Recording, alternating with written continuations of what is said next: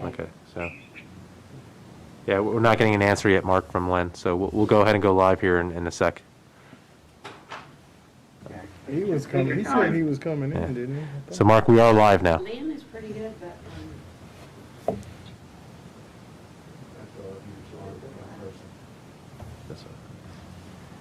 Mark, were you able to hear me? I can. Okay, I can, yeah, we're live now on, yeah, okay. Okay.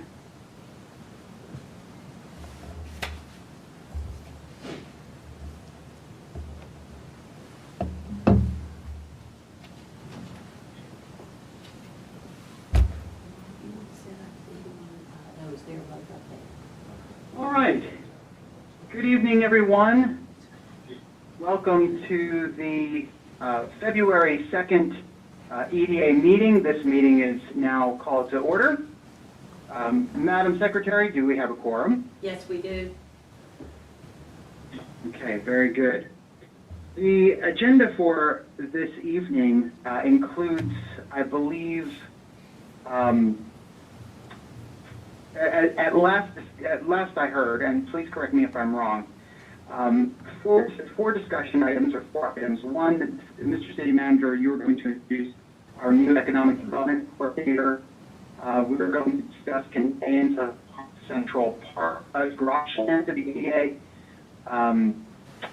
Mr. City Manager, you are also going to discuss the final branding overview, which we have received, and then the new economic development coordinator was going to discuss the shop and protect park concept presentation.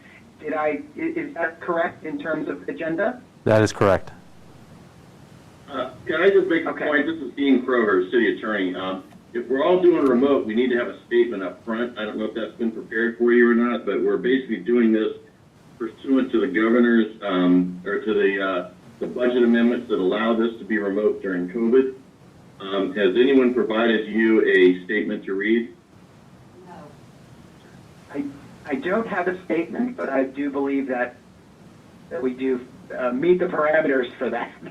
Yeah, we did. So the key is that, and I'll just very quickly run down a couple of the key points. So, one, there's a state declared emergency that's still in effect.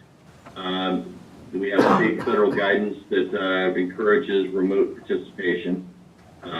We have made this available electronically to the public, and they are able to send in comments via YouTube, I believe, is how we're doing it, and we will make the minutes available as well. I think that covers it. Lana, did I miss anything? So Lana walked out, Dean, to go find the statement, a copy of the statement. Okay. Well, Lana's going to get the statement that's frequently read by the mayor, but that's the gist of it. So let's go ahead and you can either wait until Lana gets in with that statement. I have it. It looks like she's coming in now. So Lana, do you want to go ahead and read the statement, and then since the chair doesn't have it in front of him? Oh, sure, that'll be fine. Is that okay, Mark? That's totally fine. Absolutely. All right, thank you. Per the General Assembly's approval of the Governor's Amendment to the biennial budget, the EDA. The EDA may now meet electronically without a quorum actually assembled in a single location and without the in-person EDA members voting on the participation of those who are remoting in. The following benchmark for the meeting this evening have been met. First, the governor has declared a state of emergency for the current COVID-19 pandemic in accordance with Section 44-146-17 of the Code of Virginia. Second, the prevalence of COVID-19 in Northern Virginia makes it impractical or potentially unsafe for the EDA to assemble in a single location, and guidance from state and federal government support this determination. Therefore, EDA will be meeting with various members participating electronically through GoToMeeting. Third, the meeting is to discuss or transact the business statutorily required or necessary to continue operations of the city. Fourth, the governing body will make available a recording or transcript of the meeting on its website in accordance with Section 2.2-3707 of the Code of Virginia. Fifth, notice has been and will continue to be provided to the public using available methods. Lastly, we have made and will continue to make arrangements for public access through electronic means, including the ability to comment.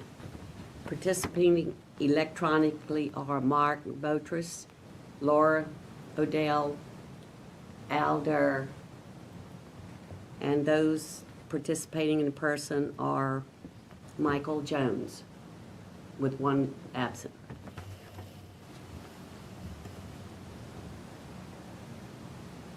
Thank you, Lena. Thank you, Lana. Okay.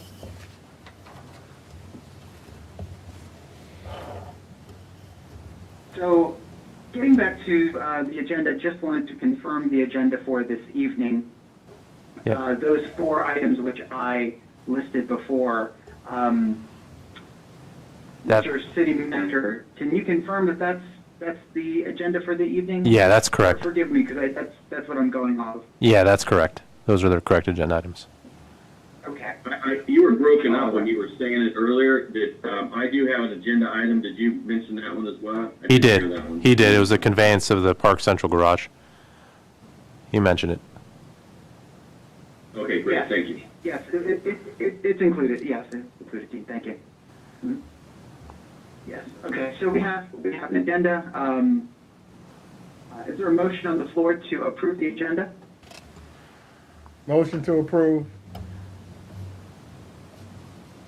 Second. All in favor? Aye. Aye. Aye. All opposed? None? The ayes have it. The agenda is ratified for the evening. Okay, very good. Mr. City Manager, I yield the floor to you to make the introduction. Oh, well, we first have I to, don't think that's quite up yet. We have other things on the agenda first. yeah, we first have citizen item, or citizen time. If if any citizen is here to make comments. Forgive me, Yeah. yeah, sorry, I seem to be missing that, so forgive me, yes. Please fill in where is, yes, thank you. So, do you have access to your email right now, Mark? Yes. I do, Okay. I do. Can you re-email this sheet? The 3, yes, until it comes to you. No, but he needs this. He needs to be able to follow this. Oh, you want me to send this to you? Yeah, send that to Mark. Sure can. Yeah, I apologize, I didn't have that, so. Okay. And that's why I was confirming the agenda. Yeah, give us a sec here. Is there a capability, My is apologies, there a Mark, I capability thought I to sent that to him. screen share in this process?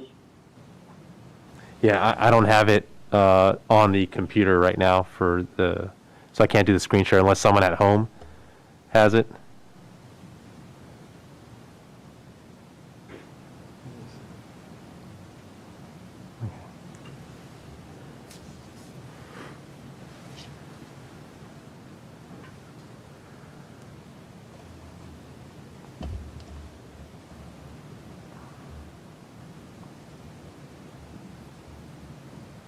Is it up on the website somewhere?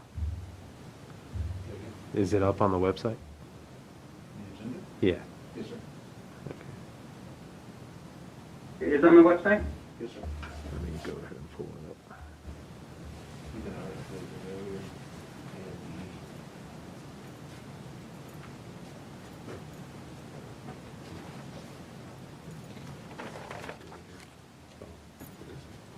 Is there a chat?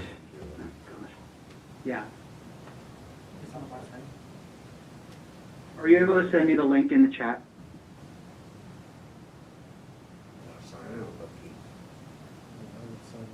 Sorry, folks. You may need to get access to share. My screen block is shared, so just the organizer has to give you those permissions.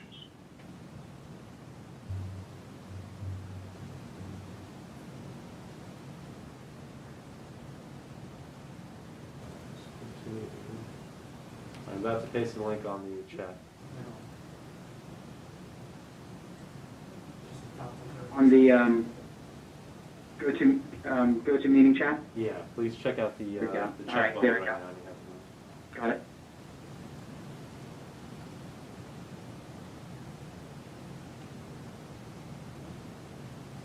There we go. Yeah. If this was sent to me, I apologize. I didn't get it, so this is on me, folks. So sorry.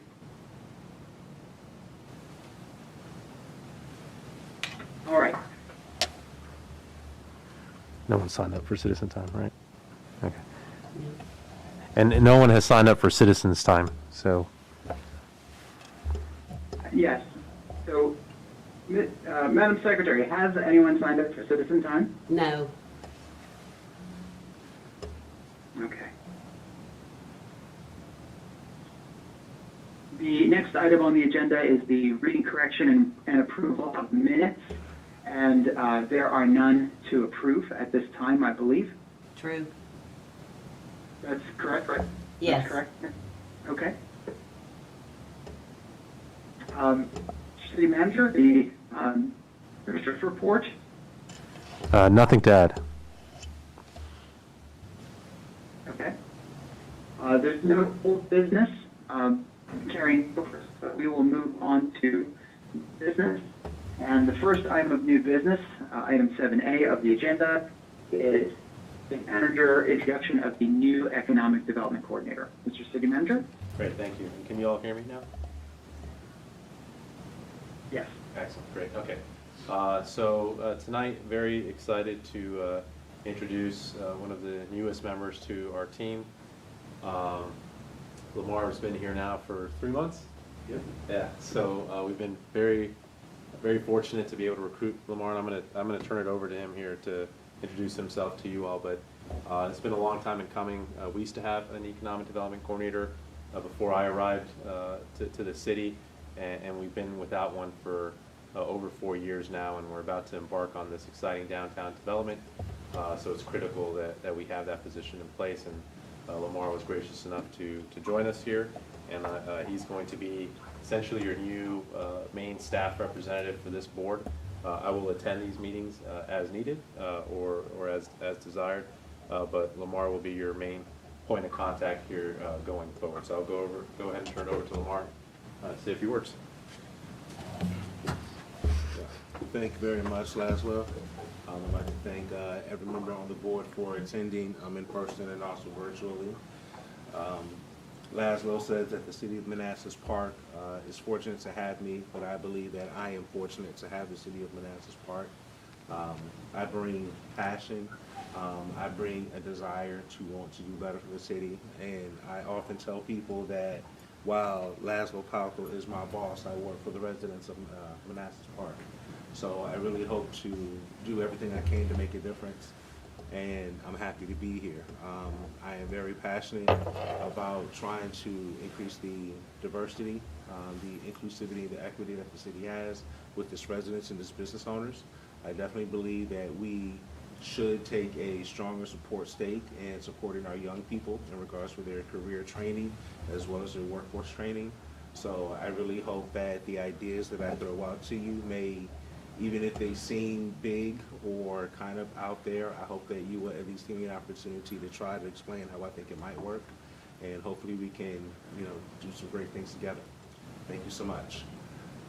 As some of the members aren't here, I hope no one will mind if I take a seat on the dais. Thanks, Lamar. Thank you, sir. Thank you, Lamar. And on behalf of the EDA, I want to welcome you both to this body as well as the city. And I consider us fortunate to have you in the position that you're in. So thank you. Thank you.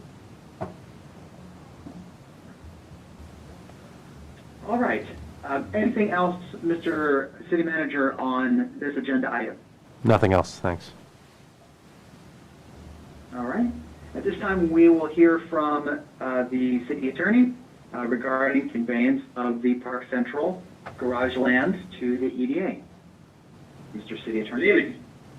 Good evening. I asked Good evening. that if anyone at home, if you're not speaking, if you could please mute. It was very difficult for me to hear earlier because everyone was kind of, there was lots of feedback and stuff. So if you're not speaking, please mute your microphone. So for this, I don't know how much you know about the city's negotiations with the VRE over the last year or so, but we finally reached agreement for the what's known as Lot 5-1, which is the parcel of land that's immediately across Park Center Court from City Hall. If you look over there today, they have some stockpile dirt there, basically, so there's nothing really going on there except grading. That is going to be the site, however, of the new VRE parking garage. We worked out an agreement with VRE for a lot of things, but one of them was the ground lease for this site, which was dated last November 4th.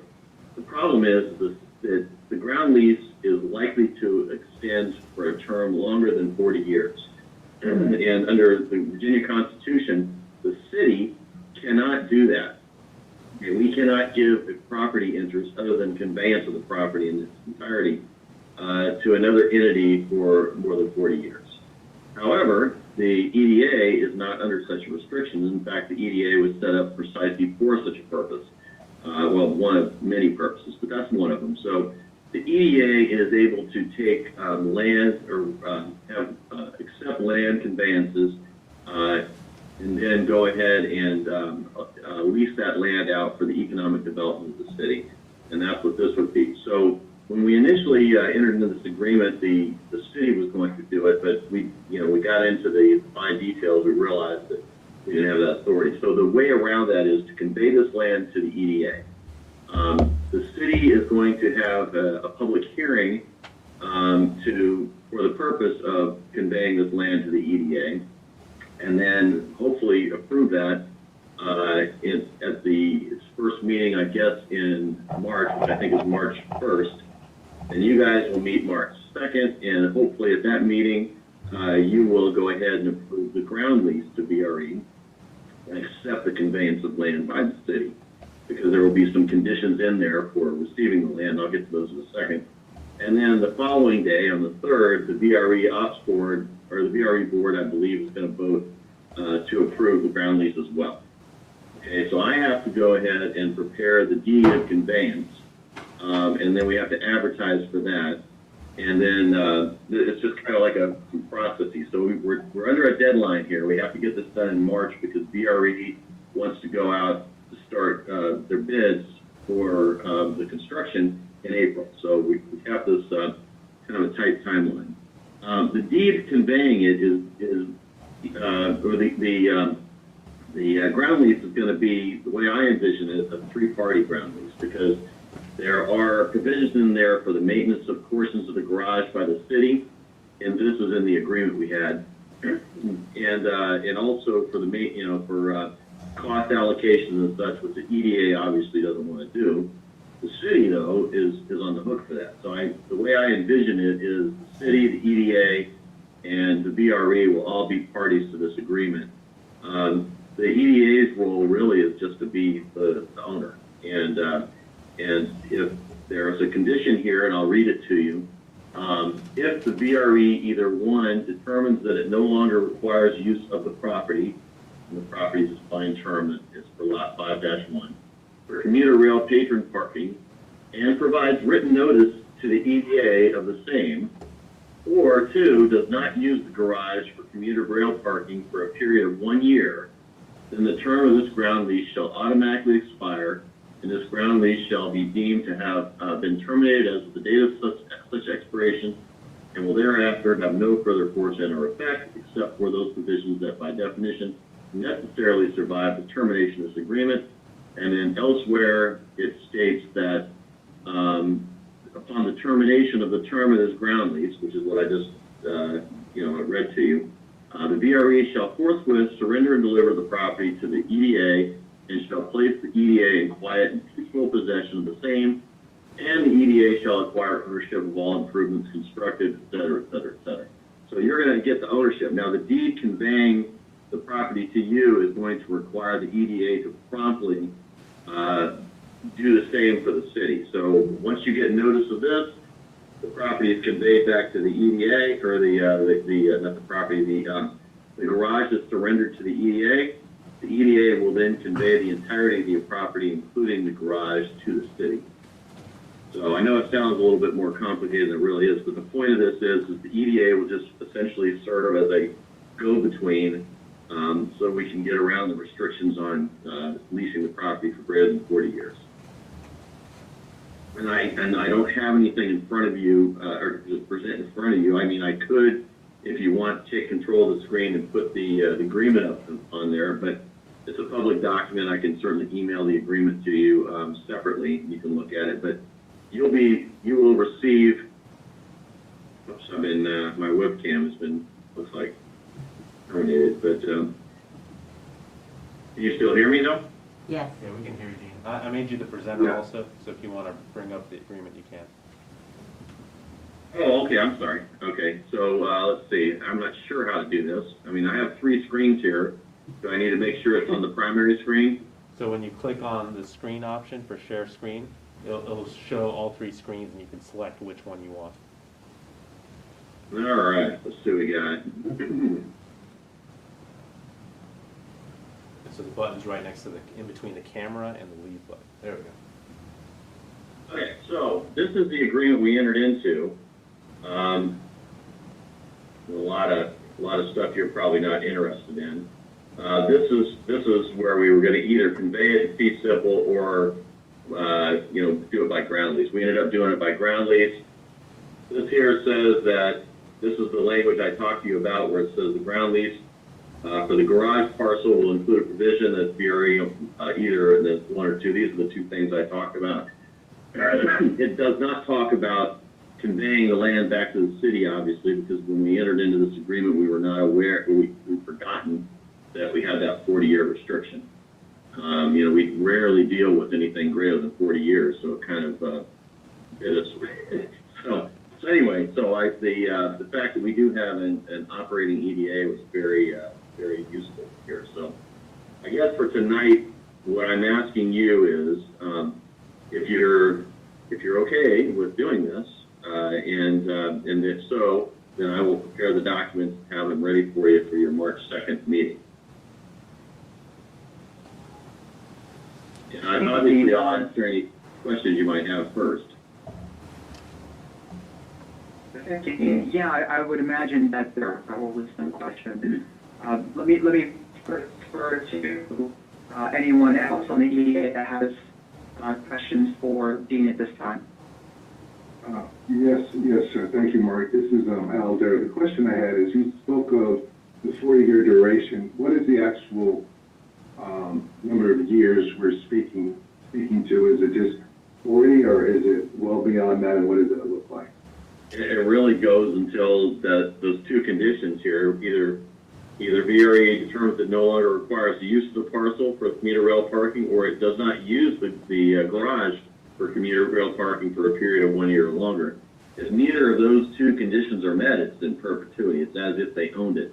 And the original intent was to convey it to the VRE, but there was some concern that there might be some arbitrage going on there, and we wanted to make sure that if for some reason the VRE determined they didn't need any more, the city would then get ownership of that garage, keep it as a regional parking facility, but it's such an important component of the downtown, we didn't want to leave that to chance. So if the short answer is it could go on as long as VRE wants it to go on. Okay. Thank you. This is Michael. I have a question. I know that some of the other VRE locations have parking garages. Were they subject to this similar constraint regarding the 40 years, or do we know? Is this agreement similar to what some of the other ones have done? So ordinarily, VRE gets ownership. Okay, so it was the city that wanted to do the ground lease. For the reasons I stated. So I believe the garage in Manassas is actually owned by Manassas. Okay. I think, and it's actually a Manassas garage, I believe, that's set aside for VRE ridership as well. So I'm not positive about that one, but we have a unique situation, and each one of them is unique. So the 40-year thing is a requirement of the Virginia Constitution. So we can't really get around that. Sure. But like I said, the EDA was created by the legislature specifically to allow for the economic development of downtown areas where the city couldn't do it. Okay. All right, thank you. Thank you. I have another question. This is out there, and I hope it's not a dumb question. But if VRE is responsible for the design and construction, are they accepting all costs? Yeah, so there's actually 4 levels to this garage. The top 3 are all VRE, and they're responsible for maintenance, operation, everything, design, the works. The lower level, which is actually below the street level, or below what's going to be Manassas Park Plaza, or I'm not sure I forgot what the name of it's going to be, but what's now Park Center Court, I guess it's Park Central Plaza it's going to be. It's below that level, but it's at the same level as the lower level of the parking for City Hall, but that lower level is city-owned. We are going to reimburse VRE for the maintenance costs of that. So they're going to have a contract, or however they do it, they're going to maintain everything. We will be responsible for the ground floor. They're responsible for the top 3. The primary usage of the garage during VRE's operating hours is going to be for VRE ridership, obviously. Outside those hours, it can be used for anything. The lower level, the city's level, is controlled by the city. So we can designate that for whatever we want. VRE riders can go in there as well. There's a stipulation that if we reach a certain level, I think it's 90% of occupancy, then we're going to do a study to determine who's actually parking where. And if either of us are parking more than 5% of the parking, I think it's, let me make sure I'm not just quoting here. Let's see. I think it's 5%, but here we go. So it says maintenance of the city parking level performed by VRE as part of the overall garage maintenance. Let's see. Yeah, so anytime it regularly exceeds 90%, we'll do a study. Okay, I'm wrong. So it's 20%. So if any survey shows that either the VRE riders are using the city's level, more than 20% of the people parking there are VRE riders, or more than 20% of the people parking in the VRE lot, the 3 levels, are not commuters, then we're going to go ahead and kind of re-wicker how we do the maintenance, the division of the maintenance. So we take on some of the responsibility. So the idea is that people can park there. We're not going to be towing people if they park there during VRE days. VRE is going to try to make sure that it's available only for VRE riders, but they're not going to tow anybody. They're not going to physically prevent anyone from going in there. It's just going to have signage that's saying, during these hours, it's primarily for VRE ridership. So anyway, I know I kind of went a little bit beyond what the question was, but I figured you guys might not know too much about what this is all about. But anyway, the key is that this is a critical part of the downtown development, which makes it perfect for the EDA to own. I just wanted to add also that the EDA bond that you all issued in 2021, it did include funding also for the city level, the ground level or the basement level, if you will, of the garage as well. But we're also applying for some additional funds just in case, with everything you hear about inflation happening in the world. We are applying for some additional funds to help out both the VRE and us in case the cost for all 4 levels goes up when they go out to bid. Right now, the plan that they're pretty much done with design. They're going to present that hopefully to us here within the next couple months, and then they're going to go out to bid hopefully late spring and have a contractor award by this summer. And then they're projecting anywhere between a 12 and 18 month build out, more likely the 18. So most likely we're looking at something like Christmas time 2023 for completion of this garage if everything goes great. Thank you. In terms of, I'm sorry for all the questions, this is Alder again, in terms of the existing parking lot, that'll still be accessible, usable, I assume, one. And then in terms of utilization of the parking lots, will the VRE riders, are we trying to focus on Manassas Park residents that we would utilize, that they would have to have their Manassas Park sticker? I know that for the parking garage over in, for the VRE for Manassas, I think people had to get stickers. Well, we're not going to do that here. I don't know how long you've lived in the city, but at one time we did have resident-only parking over there.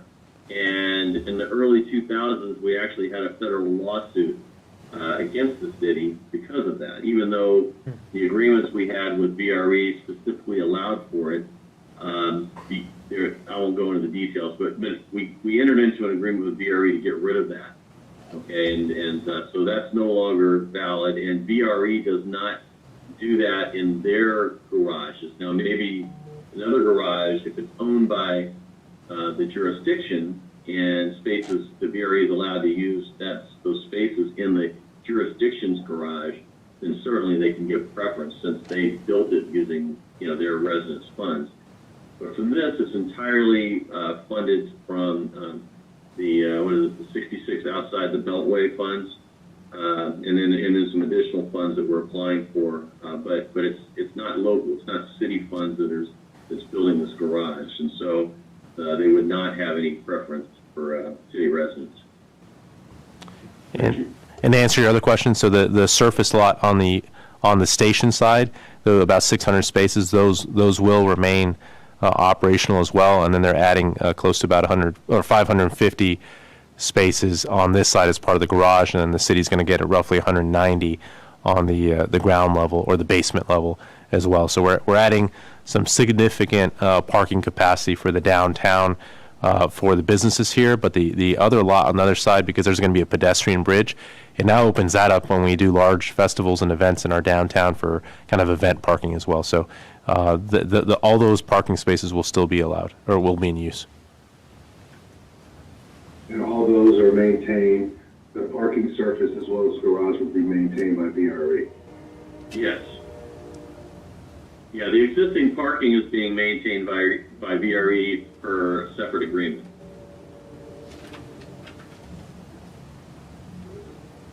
Are there any other questions for Dean? Dean, I do have a question for you. The land lease, what's the benefit to the city on an annual basis for the land lease with VRE? What does the city take in terms of any kind of revenue based on that lease? We're basically doing it for $1 a year. We're getting no revenue from it whatsoever. The whole purpose of that garage is to support the downtown businesses. So whatever revenue we get in increased taxes, that would be the benefit to the city. Roger. Okay. Any other questions for Dean at this time? So Dean, there's nothing that you need for us to vote on tonight, right? This is simply informational? I would like concurrence that you're okay with this. I mean, because obviously I can't force the EDA to do this. So I'm asking if you're okay with me pursuing this and for a vote at the March 2nd meeting.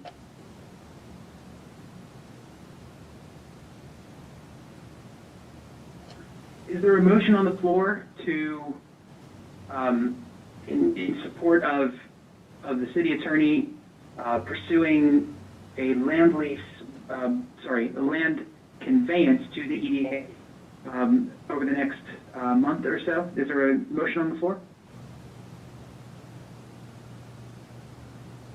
So moved.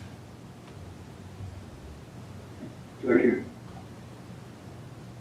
All those in favor? Aye. Aye. Aye. Aye.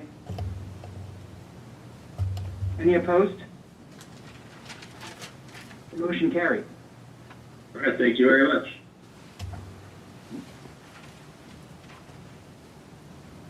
All right. Is there anything else for that agenda item, Mr. City Attorney? No, there's nothing else. Just a reminder that your March 2nd meeting, you'll have the deed of conveyance. You'll need to approve that as well as a public body. Now, to remind you, right now I am the EDA attorney as well, so I'd be signing, approving as the form as both the city attorney and as the EDA attorney.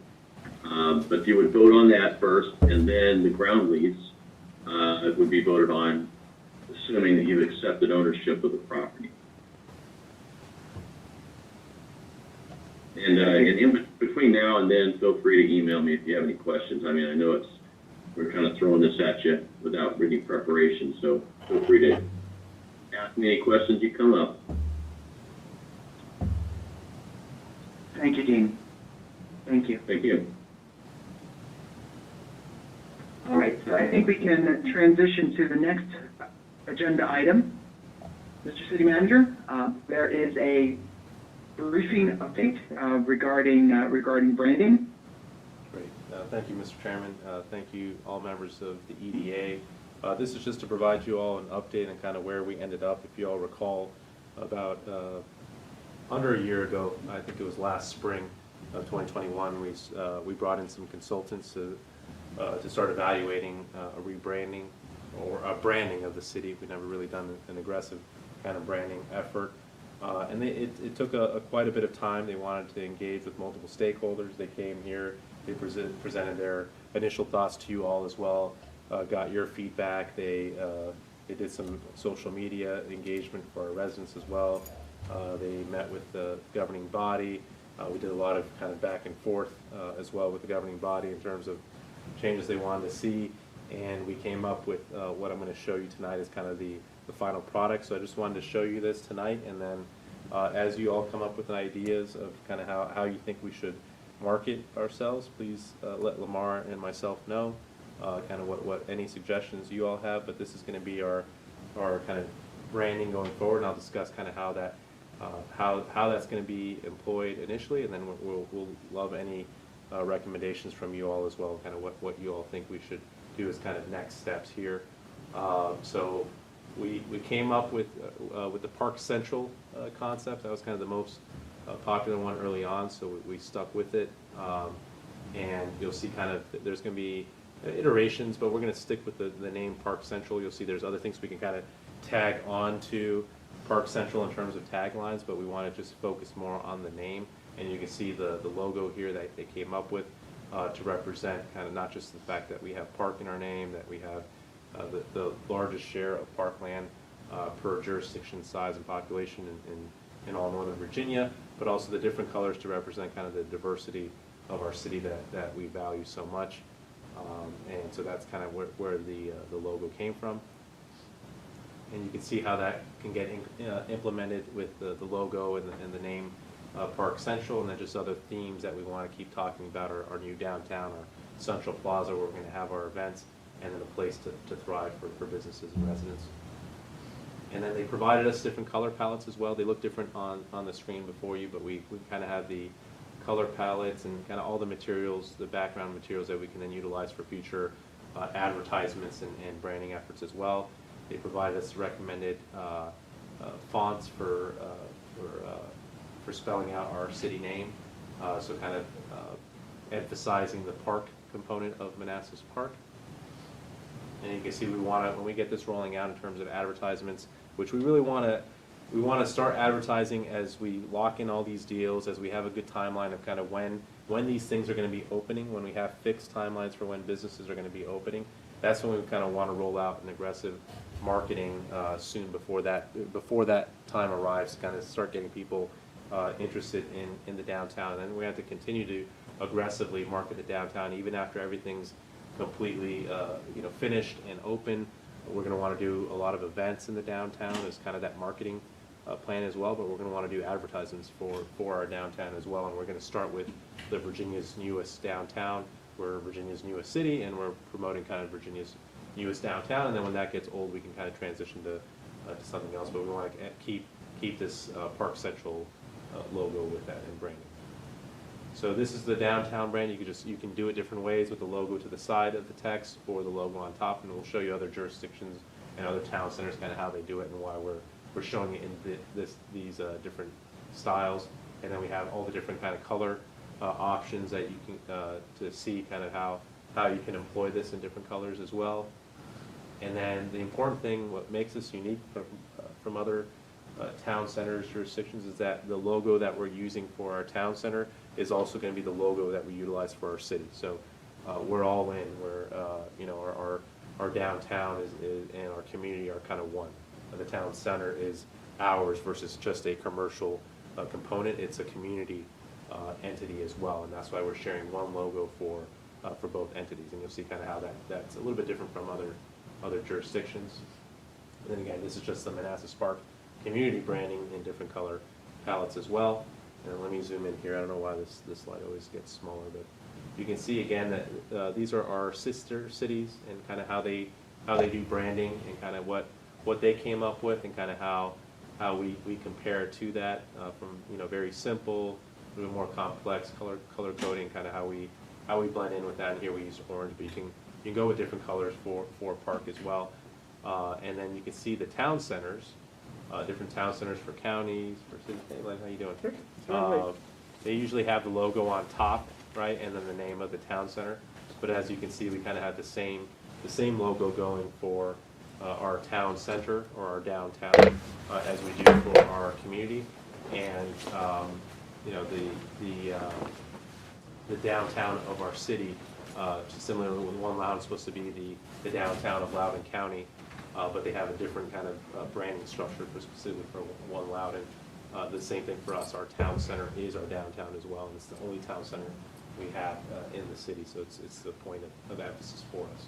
So you can see kind of the similarities between the community brand and the downtown brand, because we want to keep when you think of Manassas Park, when you think of Park Central, we want you thinking about these things together.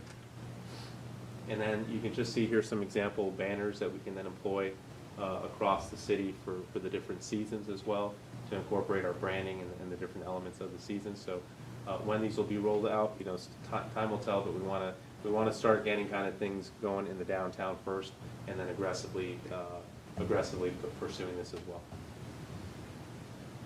And then you can see we'll incorporate these elements into our new commercial town center, specifically where the city hall is.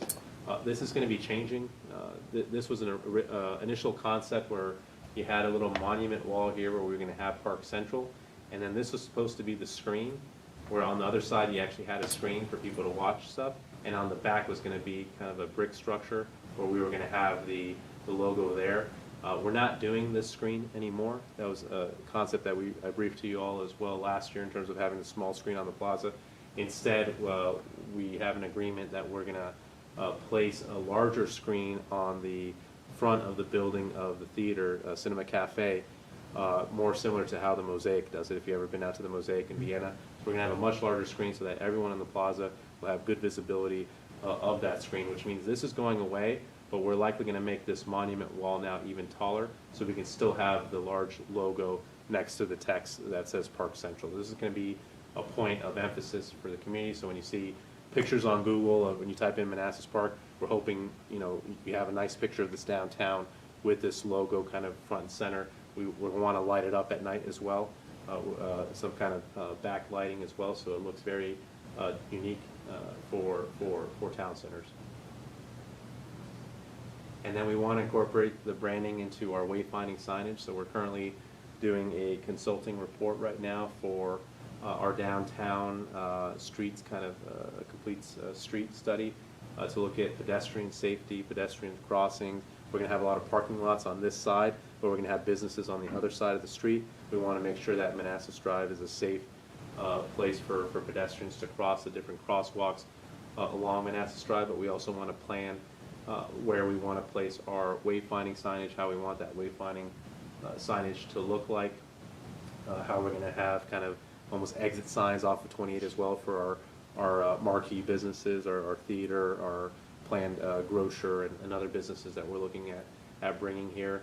Our public parking signage, so most of the parking that's going to be in the downtown is going to be public parking, and we'll have to evaluate with our business partners kind of where, what their preferences are to ensure that we, is it 3-hour parking, is it 4-hour parking? Because what we don't want is kind of overnight resident parking, kind of keeping their cars there, because that happens a lot, unfortunately, right now in the downtown area, where people keep cars there for multiple days, and that just takes space from what should be commercially designated parking spaces. So we want to advertise this as public parking, hour limits, but we want to incorporate our branding with that.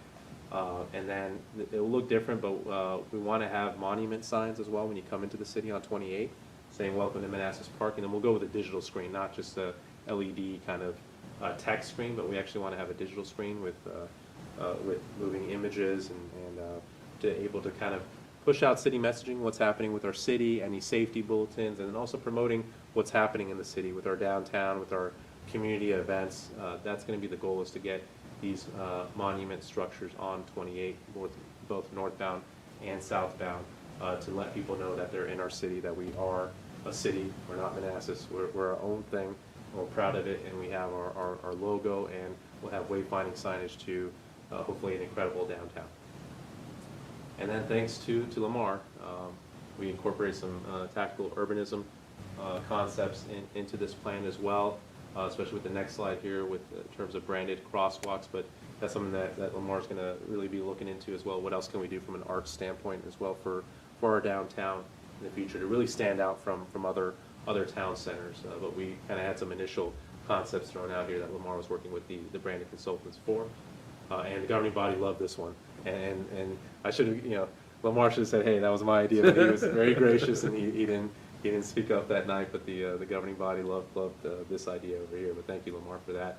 And then just branded merchandise as well, taking advantage of the logo as well. Some of this you already seen before, now it's just kind of been presented in final format. There was some variations of the logo itself, but this is kind of what the governing body came up with as now the official city logo, branding, name. So that's why the Park Center Court now has been renamed when it opens. And you can see some signage actually if you come out here during the day. In this back parking lot, you'll see the initial signs coming up for Park Central Plaza to kind of emphasize the plaza and our branding Park Central as well. And the new City Hall will be 100 Park Central Plaza. That'll be our address. So we're very, very excited about that. Is there any questions about this, or any recommendations you may have for Lamar and I about kind of what you believe should be good next steps for us as we advertise this downtown in our city?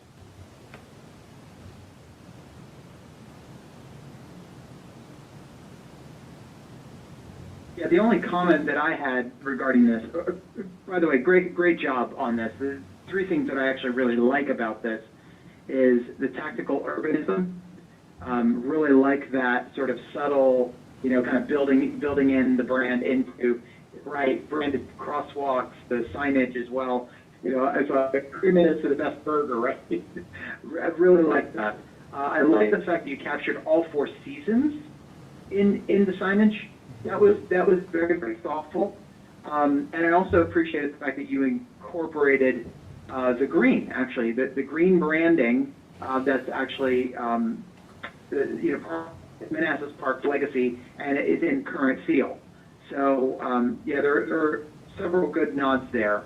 And yeah, my only question is, and I think you even addressed it, that I was going to ask you, so what has the governing body said about this? And it seems that they have with their approval. Yeah, they actually had to vote to adopt this as our city brand, but it was a lot of engagement. If you remember, we made a lot of progress last spring, but there was a lot of planning and a lot of edits that still had to be done. So we spent a lot of time on this with the governing body, and they finally voted on approving the concept that the majority liked this past just about a month ago now. And I think it was the first meeting in January that they approved the branding concept, and the consultants came back to give them kind of one final briefing on kind of where we're at. So there is strong approval right now from the governing body for this. I'll defer to my fellow EDA directors for any further comment or. Yeah, I had one question for you. You mentioned a couple of times signage on 28, where obviously there's lots of traffic. Mm-hmm. And I know that the Manassas Park boundary is there. On Liberia, there is no Manassas Park boundary, as I understand, it, right? No, unfortunately not. So is there any, I know, so there's limited options in terms of what we can do there in terms of directing people? Or is something we can do there as well? Because of the amount of traffic that we get coming around. Well, I'll just point out, before Lamar answers that, the Liberia has, on average, somewhere in the low 40,000 vehicles per day. Our intersection here, surprisingly, has around 53 to 55,000 vehicles. Really, right here at Right, 28? 28 Manassas Okay, Drive. So all right. it's with 28 has traffic volume, which is everyone knows. Yeah, that. we know that. The problems with 28, why a lot of commercial doesn't take off in 28 as it does like on Liberia, it's just very difficult to get on and off 28. Yeah, yeah. So it dissuades a lot of retail investment there, but the volumes are strong, right? Got it, So okay. that's why the theater, a lot of other businesses that want to come to downtown, they want the ability to kind of have signage kind of pointing. Right there, yeah, I turn got left you. here for this. I got you. And then we'll have, when you turn left on Manassas Drive or right Manassas Drive, we'll have continual kind of wayfinding signage, Right. XYZ, half a Right. mile ahead or something, just to kind of keep the commuters going. And luckily with the VRE garage, which we talked about before, Yep, as absolutely. ridership picks back up, that's going to be free marketing as well. And then, Yes. I don't know if you have anything to add in terms of Liberia Avenue. Oh, I was just gonna say, with this particular branding, it is, like Laszlo said, gonna be more centralized to the downtown area. Sure, As we sure. start to sprawl outside of that area, right now, he has, Steve and I from our transportation department working on the wayfinding. And so we're actually gonna be working with, VDOT in regards to getting our presence on these, particular Okay, I main got you. thoroughfares and streets. William Parkway and Liberia. Yeah, I got you. Okay, cool. How about signage on Signal View? Yeah. Signal View is it's not ours either, it's VDOT's. But to Lamar's point, if Steve and Lamar can work some magic, maybe we can convince VDOT to allow for signage as well. Because you see this on VDOT streets, right, where they have exit signs, and it's a whole program that Yes. VDOT has where businesses can essentially kind of rent or, pay Yes. like a fee to kind of have their business there. So Signal View has a lot of cut through, but the good thing is a lot of the people who are on Signal View, they end up coming through the downtown because they're cutting through our city anyways. Yep, that's true. So that Yep, they'll see a what's shortcut, happening. right? And there are a lot of our speeders. You'll see, they cut through to avoid the Liberias of That's the world right, to get yep. to Prince William County Parkway through our city, and that actually drives. It's good from a business standpoint because you get a lot more traffic crossing through the downtown. Bad for our residents because when they're coming home, they got to deal with extra traffic there as they're trying to come You home. have space in the park, Signal View Park or whatever it's called, Signal Hill Park. Yes. So you got frontage on that too. Yeah, we If do. you want Yeah. to do some signage. And I saw you do have a sign for the park itself, Signal Hill Park. We can also actually look at, like you're saying, aside from the entry level, monument signs, it could also be, banners that get switched out as well that we're also, putting. So again, even if you're not at a particular, even if you're not on a particular street, you're still able to see the banner. And again, what we really want right now is to get the window value. Yeah. It's kind of like when you go to the mall and you're walking along, it's the window dressing. We need people to at least turn this way, and once they turn this way, they're going, and that curiosity is what we're, banking on. The newness, the pizzazz, that wow factor. And you notice that, like 4th of July, we put up the American flags along Manassas Drive, so the goal will be, so the governing bodies agreed that they're gonna promote certain things, I think twice a year. I think the first thing they want to do is promote kind of breast cancer awareness, but beyond that, we can then start also incorporating kind of city promotional items during the seasons, right, with Okay. the Four Seasons to kind of keep that logo kind of front and center, so when you're coming from Sudley Road and, coming back to Manassas Drive on the west side of our city, getting close right to our boundaries, and you come into the city boundaries, you will know it because you'll see hopefully in the future, a lot of banners with our logo. And then as you get closer to the downtown, it changes from Manassas Park to Park Central. And then when you get out of Park Central, it will be Manassas Park with so you'll know now when you're in our city because of the common kind of branding. It is even going to be expanded more with working with the businesses. That logo right there, I'm really hoping once we actually create the business registry to actually have it. So once a business says, confirm it with the city that they are on board with what we're doing, the vision and being part of, what I'm hoping could be, business merchant professional association for our businesses, we can actually start distributing little decals that they can actually put up in their windows, proud to do business in Manassas Park.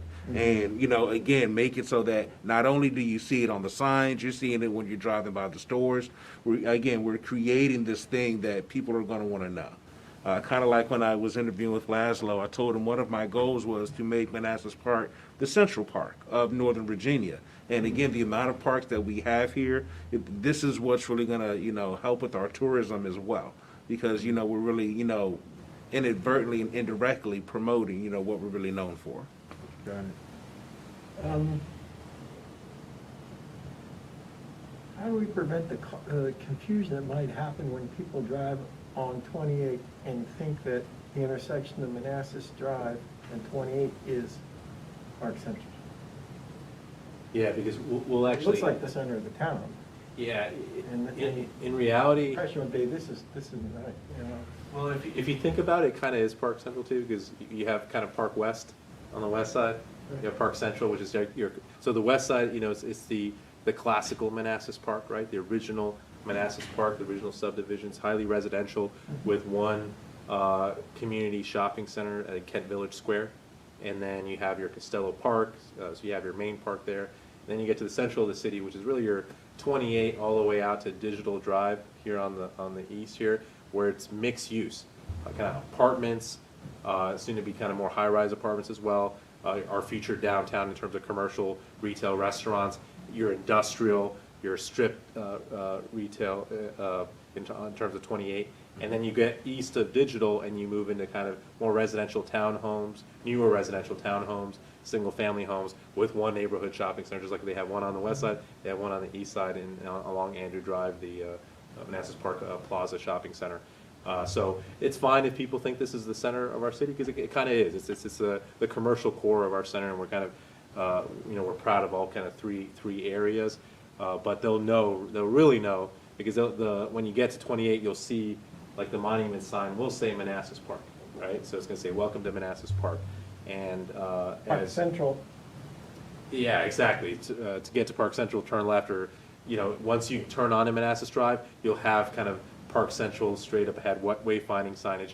And then when you get here, the goal again is in front of the City Hall buildings that have that nice big logo. And we'll probably have some other entrance signs as well further up the street, you know, after Euclid on this side as you're getting close to the downtown, heading eastbound. And then in the future, my hope is once you get to cross Digital Drive, heading westbound on the east side, you'll have somewhere we'll put up some nice, a nice sign as well saying, you know, "Welcome to Park Central" as well. Right on that corner. Yeah. Which corner? Which corner? You know, when you're actually right, the railroad crossing right, that light right there, they're just trying to come up the hill. Yeah. That little corner right In front of there. the office Heading buildings. Which direction? Towards No, so you're 28? coming Towards 28. Yeah. If going towards 28, it'll be right there near the trade tracks. Yeah, Yeah, so, right on well, that's the it, other because The other there's side. commercially zoned properties across the tracks. I don't see them taking off now. I think when we're successful here with the downtown, you're gonna have that expansion then of desire to be in our downtown, and that's gonna help those properties take off as well. Not that we're not pursuing anything right now.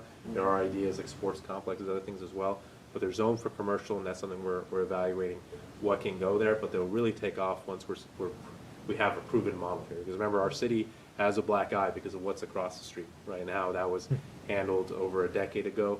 That's making everyone risk averse. Once we have a successful model here, we prove our success, then you're going to have more demand for businesses to come.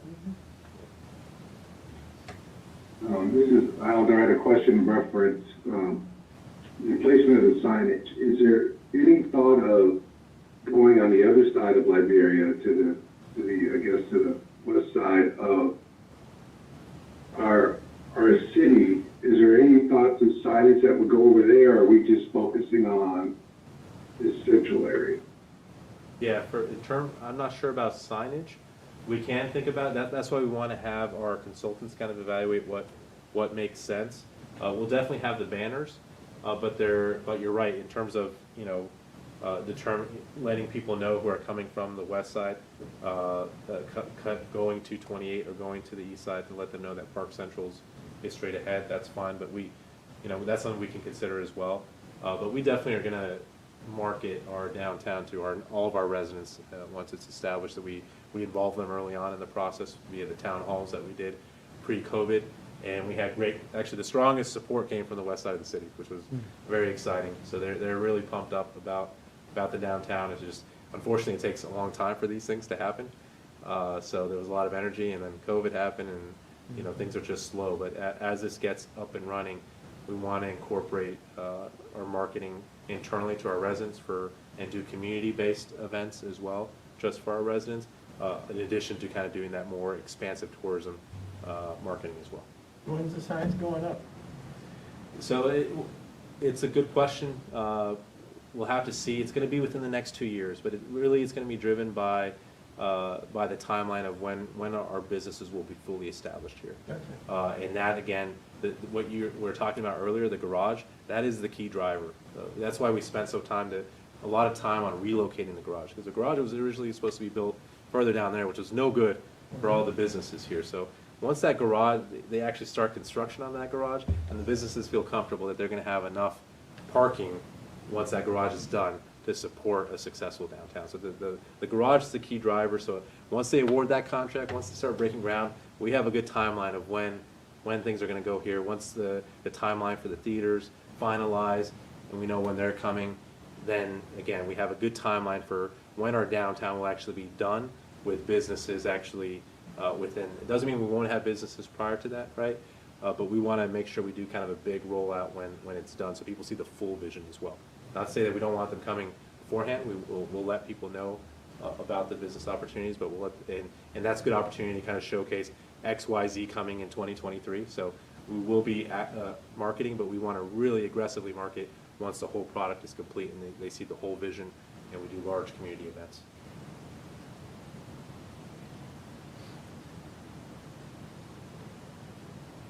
Any other questions or discussion around the branding overview? Good job. Wanted to say I think it looks really nice, but I was wondering, maybe this is too unrelated, has the city thought about putting together any type of incentive package for businesses that want to or are thinking about coming and starting up down here? Yes, it is something we're evaluating on a case-by-case basis. Priority number one right now is the anchor, so there's still discussions for that about potential incentives. We're trying to do this without that, right? We want businesses to come in here based on the merits, and we don't want to necessarily sacrifice future tax revenue. So I will say that probably the biggest incentive that we are looking forward to implementing is utilizing the ARPA revenue, the federal money that we received, because a big part of that legislation is focused on economic recovery and specifically helping industries that were hard hit by the pandemic with their expansion plans, right? And luckily, with a lot of these businesses, a lot of them were looking to expand to our city prior to COVID, right? So that's why the legislation kind of talked about that. Well, if businesses, what was their pre-COVID expansion plans? Let's help them recover and get back to that. So we are allowed to use ARPA funding for that, and we'll be presenting to the governing body options for how to do that. But we'll be rolling out a program where we'll be able to allocate ARPA money to help out with tenant improvements for these businesses if they're from one of these industries that have been struggling, which restaurants, movie theaters are part of that as well. So we will have those kinds of incentives for sure.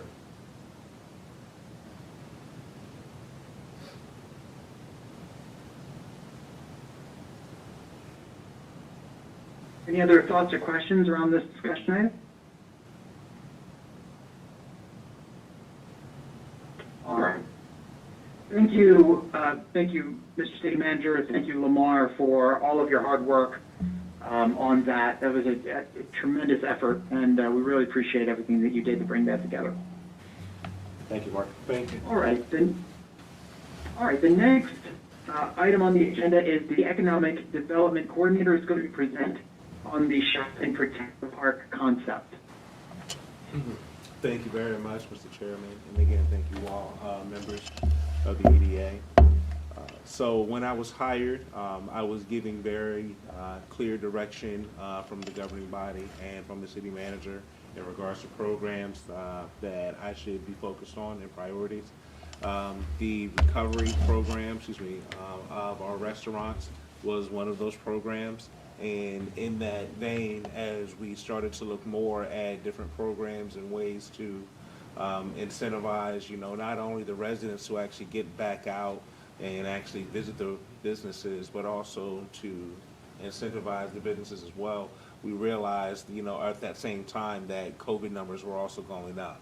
So Laszlo, in his brilliance, was able to go ahead and, suggest that, well, why don't we find a way in order to incentivize our residents to get vaccinated or boosted, and at the same time, still complete the assistance to our restaurants.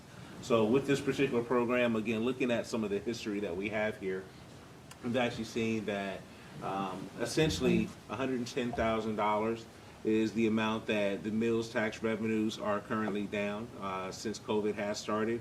And so we're already looking just between from 2019 to 2022, we're already looking at 20% deficit in that regard.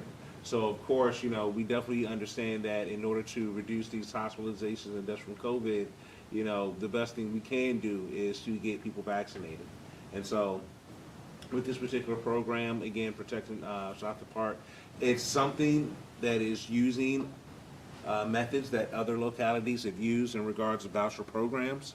But the difference here is that we're tying in the COVID aspect as well. So again, not only would it provide financial assistance to the residents, it also provides financial assistance to the restaurants, and it also offers a financial incentive for Manassas Park residents to become vaccinated. And this is also basically a thank you, to those. If you are already vaccinated and you actually show up to one of these city-sponsored events, you would also be able to receive this voucher just by showing your vaccination status. Just to go ahead and speak more to that a little later. We are looking right now, tentatively, to start off with 10,000 vouchers. After speaking with the printer, we are able to go ahead and start off with smaller numbers, maybe to test it out and see how things go. If it goes well, we continue with a full 10,000 because we want to make certain that we're helping as many restaurants as possible. At the same time, we also want to evaluate it. We want to make certain that we're tracking as best we can to make certain that we're meeting all the metrics, not only in regards of the ARPA funding, but also in regards of going forward. Is this going to be a way that we're going to incentivize things within our city?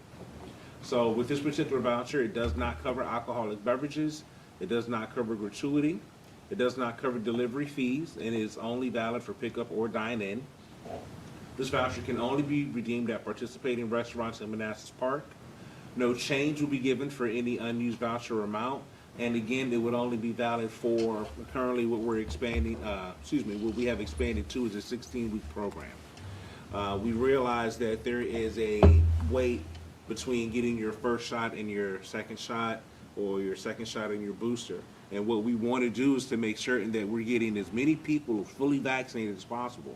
So with this 16-week program, if you start off and come the very first week, then you're able to come back still in this cycle and go ahead and get your cycle of shots.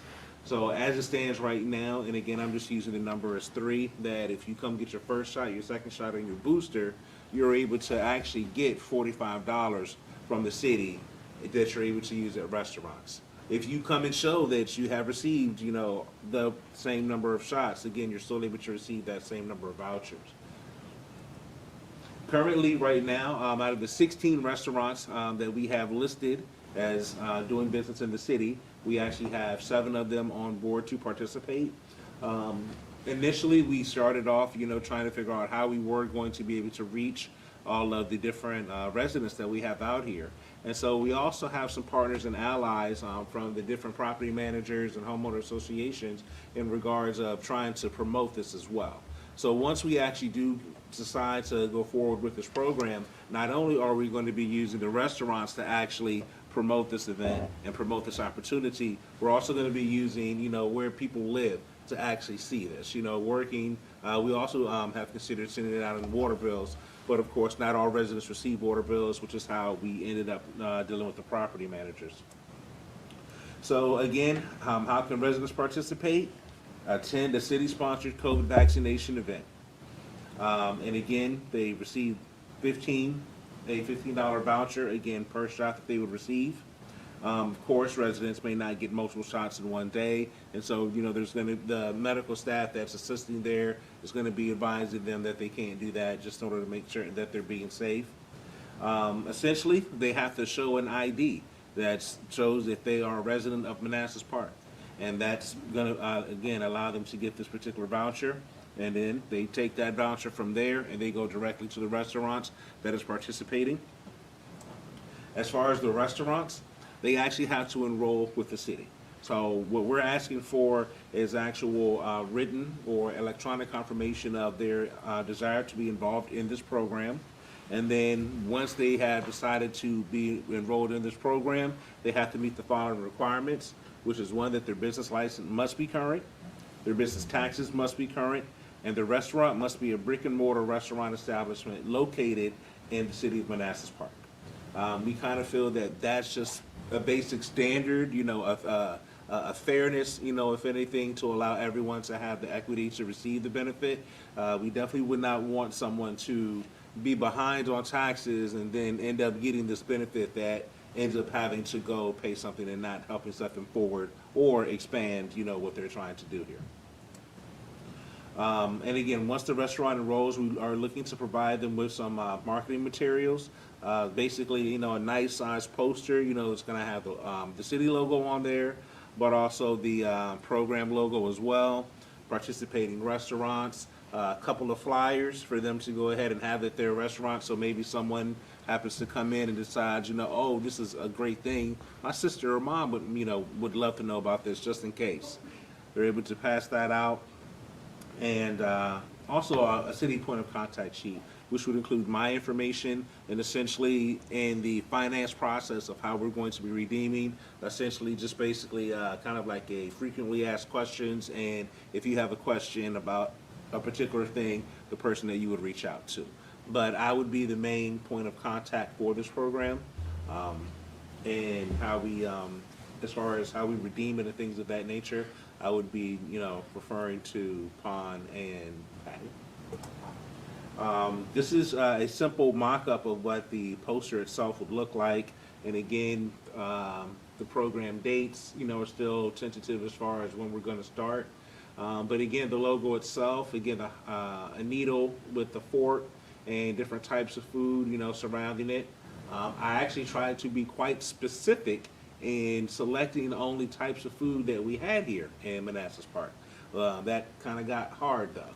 So I had to be quite interesting. So technically, there is sushi in Manassas Park, but it's not officially Japanese sushi. So just want to throw that out there. But yeah, so no false advertisement. We have a lot of independent restaurants here that are really making some good food, and it's like, I want them to stay in business. I feel like my job is to not only help make them successful, but to become more successful. And I believe that this program is a great way to do it. I believe that the health of our residents, in our city seal, we have it where basically it translates to let the health of the residents be the supreme law. And so I believe that. COVID it's a really tricky, being right now. I don't know how many more variants may come up. I don't know how much longer we may have to deal with this. But as it stands right now, I believe a 16-week program would be a great way to start and test things out. Again, we can start off with the tiered program, maybe 2,500 vouchers, see how that goes, and then continue it. If not, we can pivot, tweak the program, and do something else. Maybe bring it back later. If it is successful, and if COVID does continue and we continue in this state, I would, with the city manager's permission, like to reintroduce this particular program. And with the focus, again, more on getting people down to our downtown, getting those restaurants involved there, maybe getting retail, maybe, again, with his permission, expanding more to, other businesses that are included in that listing that are going to be in our downtown. There was one, sorry. I was hoping to show a brief mock-up of what we're looking at right now. but it's not there. And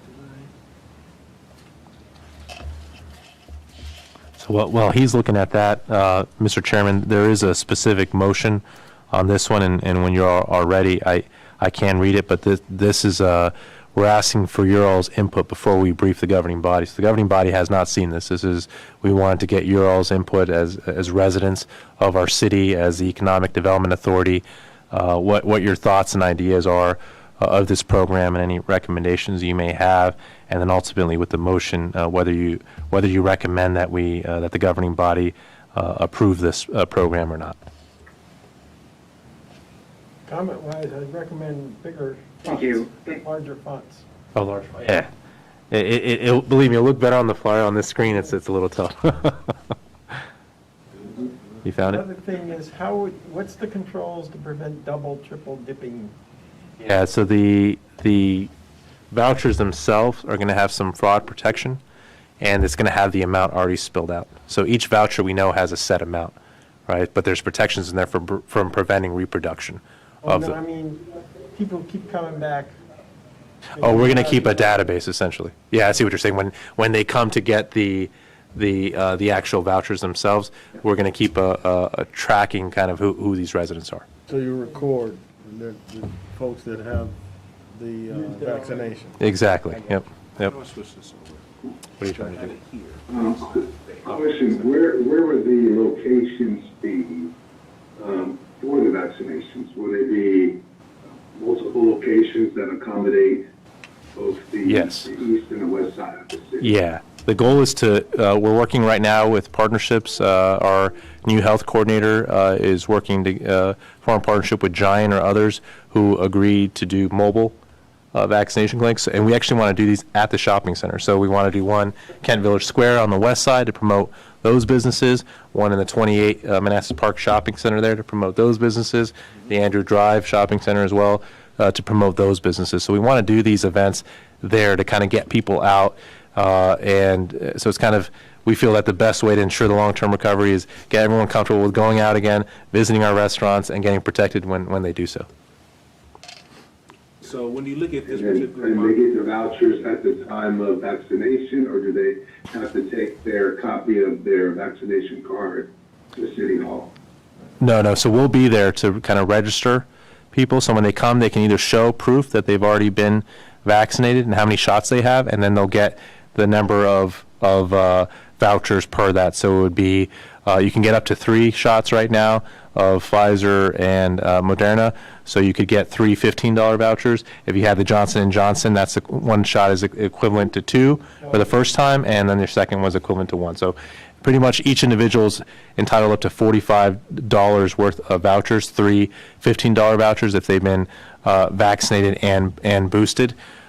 So you can either show proof that you've already done it and then get all that, or you can, let's say you've already had 2 shots, if you can give you the $30, and if that's fine, good to go. But if we'll have the vaccine clinic there, so if you wanted to get your booster and get an extra $15, that's an option as well. And if you haven't been vaccinated, getting that first shot in your arm is highly important, and so you'll get the $15 voucher there, and then hopefully schedule the follow up for the next shot as well. For the ones that have undecided or no response, I guess, for those who are undecided, can you speak to some of their concerns of or maybe your thoughts of why they haven't joined in? Why the restaurants you mean, or people not getting? Yes, you're right. That was a question of mine as well. I have the other. yes. The restaurants, So, There's a when question now. speaking with some of the restaurants, there was one, for example, that has concerns about the redemption process in regards of the time frame, essentially money in limbo, especially during this particular time. There's one particular restaurant owner who just has what I would call a bad taste in his mouth with the city of Manassas Park, and just doesn't want to be involved in anything at all. Even though I explained to him, I'm a new person, I understand that things may have happened in the past, but please let me, try to figure out how I can help you. And I feel like he's just given up on the city. So I really hope to turn and change that restaurant owner's mind by them seeing the, proof in the pudding, basically seeing other restaurants benefiting, his customers wanting to come to utilize these at his business, but due to him, they're not. But that's really the biggest thing. I can honestly say the other reason why we haven't had we don't have a lot of the resident businesses on here is there's the language barrier. And that language barrier is not a lingual barrier, it is a trust barrier. We have a lot of independent Hispanic restaurants that don't trust Americans. I have to work hard to get them to understand, number one, that when I come into your business, I'm not there to get anyone in trouble. I'm there to support you. I'm there to build you up and uplift you. And there's a fear. So when I'm speaking to someone asking for the manager, even though they understand me, it's a matter of, because they don't know who I am, and I can show them my badge and I can give them a card, but it's that matter of they have to make that split second decision of, do I trust him enough to pass him on to my boss? Because this could be a bad thing. So what I'm doing to get around that is we have our new housing coordinator, Yvette Monet, who is absolutely amazing. And she has partnered up with me to go out to these restaurants, and we're making multiple visits to break down that trust issue and, get them to understand, that we really do need to speak to the managers and owners here, because there's money for you to help your business, to help not only your business but your family in retrospect. And so it's that matter of, we have some people that don't trust the city, which I think I can change. We have people that don't trust, the process, which I think I can change. And we have some people that are just worried that they're going to suffer more than they're going to benefit. And unfortunately, that I cannot change right now, but I can try and convince them that there is a benefit.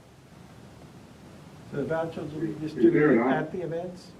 At the vaccination events? That's Yeah, when that's the- when we'll distribute. It won't be, you can't come by someplace else, it'll be during. Well, we're still working on that. We want to partner with the MAP clinic, right? And as long as they're able to register, right, the people, so we don't have the double dipping, then we do want to encourage the MAP clinic to also be able to give out the vouchers, because they're a partner of the city already.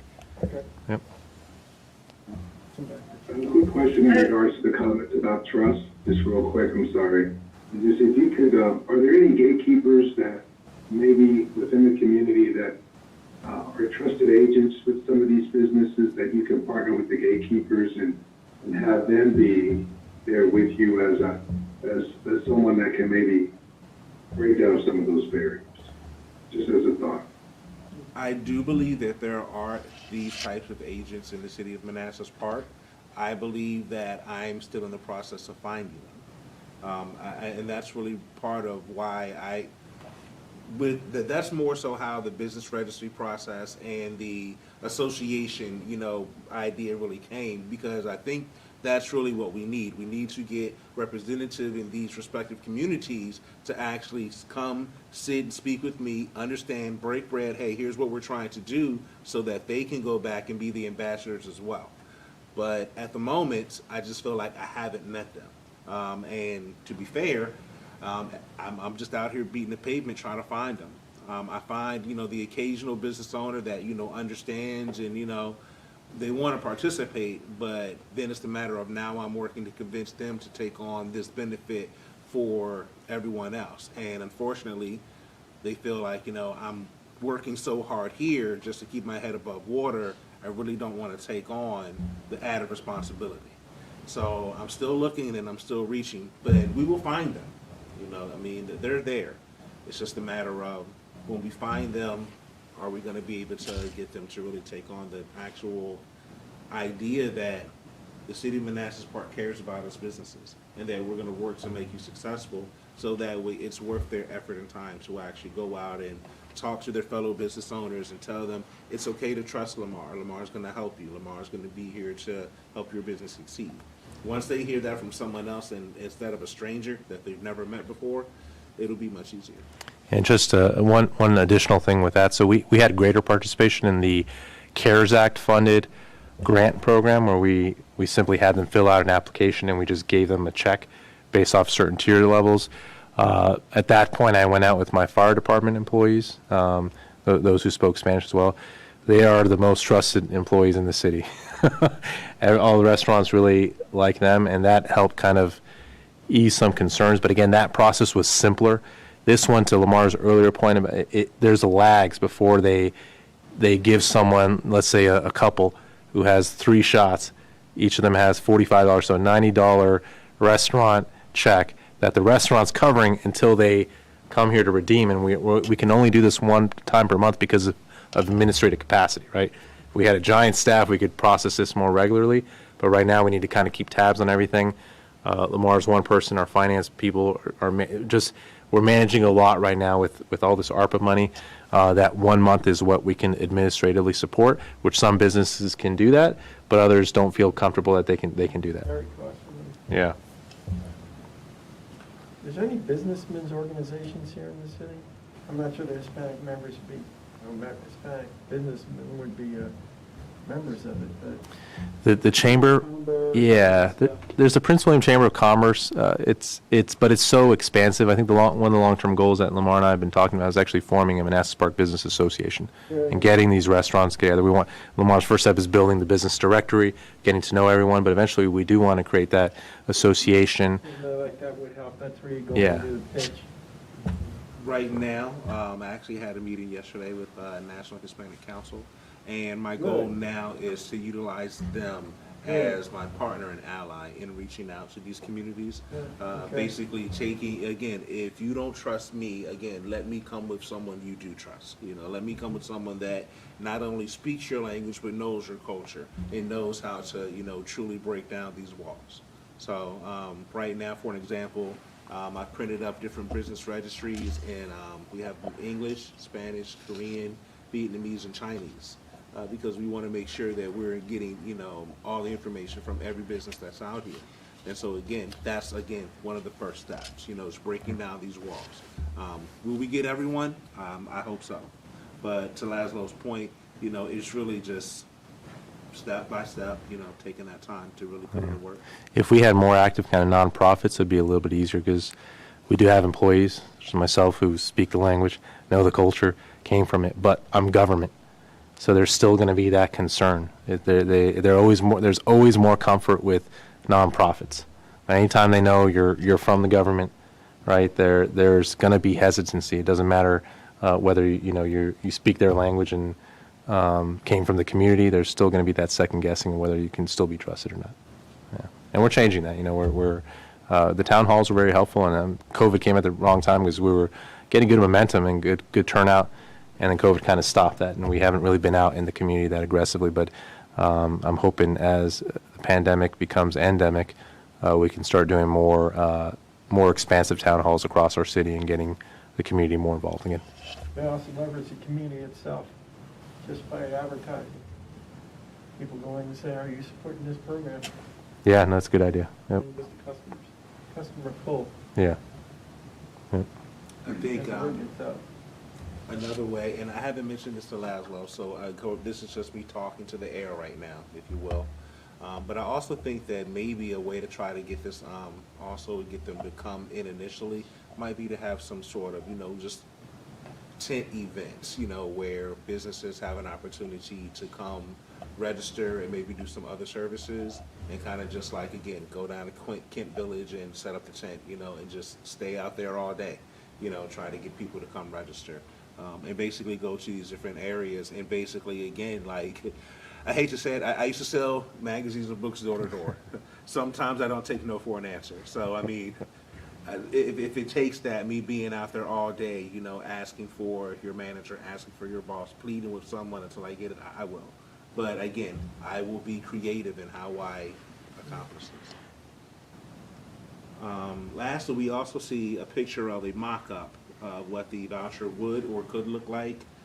On this particular voucher, the only thing that's actually missing is the tree logo. That was actually supposed to be in the background behind the money, behind the writing, $25. But outside of that, everything is correct in there.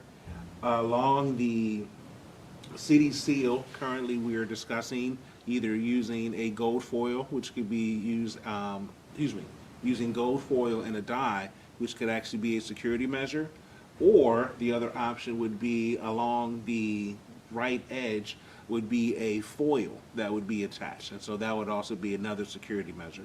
So that way, they're also going to be numbered. So we would use either at least two. Like I said, the numbering would be one, and either the die or the foil on the side. That would be the second measure. And that would allow us to, number one, know exactly how much we're putting out there, and also make certain that people aren't going to be able to counterfeit them and put them out.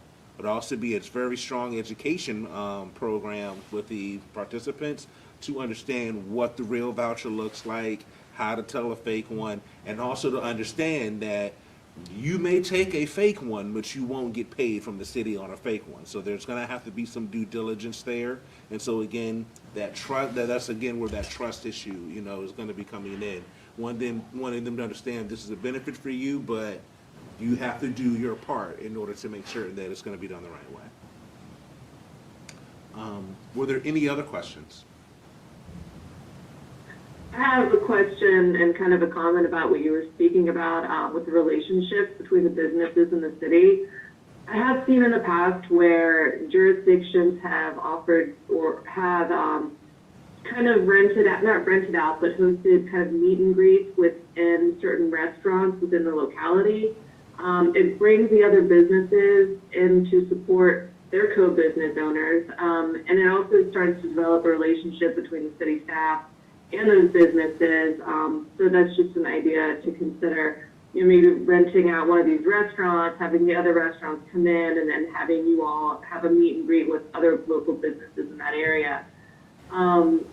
Comment on or question on the vouchers: is this good for adults only, or do children also get these? Because that's going to come up.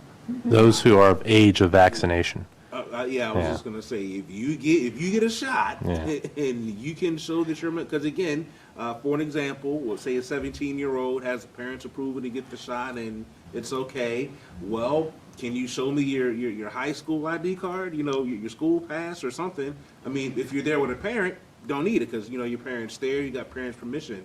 But I'm gonna leave it up to the parents to give the permission on if their children want to get vaccinated. And if they do, I'll give them a voucher. Yeah, and that's why we're going to make sure we have the people there who are doing the vaccination to essentially guide us on the rules and regulations for how that works. But if they have valid vaccination history, then yeah, you can have a family. That's why I'm saying this is a pretty good program. If you imagine you have a family of four, you know, and each of them all have the fully vaccinated and boosted. $180 there. That's a pretty good few meals there. You can have at Preston's Pub or Tortino Mare or other places, and it's the goal again. So the origins of this, we did the CARES Act grant program when we had ARPA. You know, the thought was, okay, let's do that again. But one of our council members said, well, can we do a voucher program to help out our residents? Start putting money into our residents' pockets. And so that's kind of the origin of where this came from. Then we brought Lamar onto the team, and we were kind of brainstorming, and then Delta came and Omicron came, and it really set back businesses, unfortunately, even further, and you know, created more hesitancy to go out, or people were literally too sick to go out. So you know, we've seen decline in revenue. So we want to beat the pandemic to have sustainable economic growth to help out our restaurants. And we picked restaurants because when you look at the data for business licenses, sales tax, the other businesses are doing fine. Actually, some of them are doing better than before. It's our restaurants, the unique industry that continues to struggle, that's nowhere near, you know, still 20% below in terms of sales to the pre-pandemic levels. So that's why we're really focused on helping them out. 25 should be 15, right? Yeah, it should be 15.